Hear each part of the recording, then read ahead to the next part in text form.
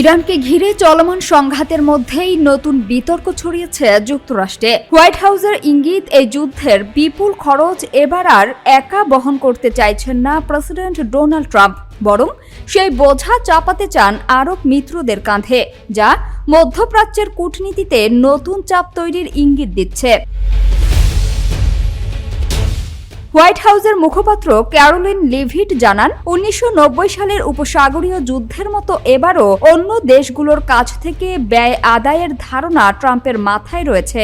তবে এবার যুক্তরাষ্ট্র ও ইসরায়েল একতরফাভাবে অভিযান চালানোয় বিষয়টি আরও জটিল হয়ে উঠেছে। এদিকে ট্রাম্পের ঘনিষ্ঠ মহল থেকেও উঠে এসেছে আরও কঠোর অবস্থান।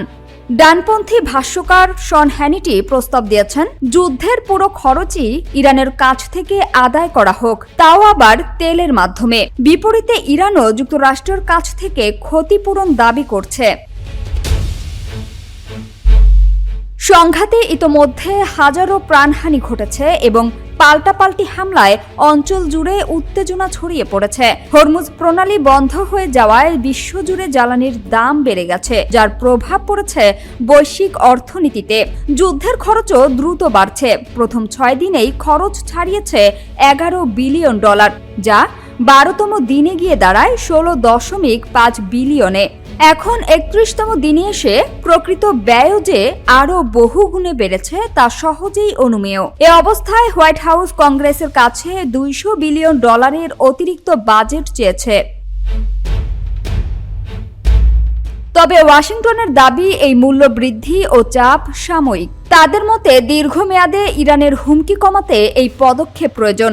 অন্যদিকে ইরানের বক্তব্য একেবারেই ভিন্ন।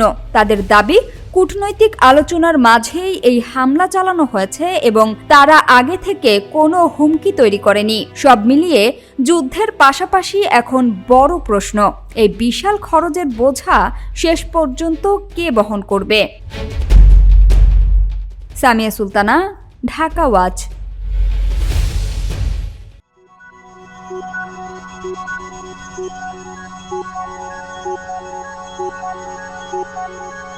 you.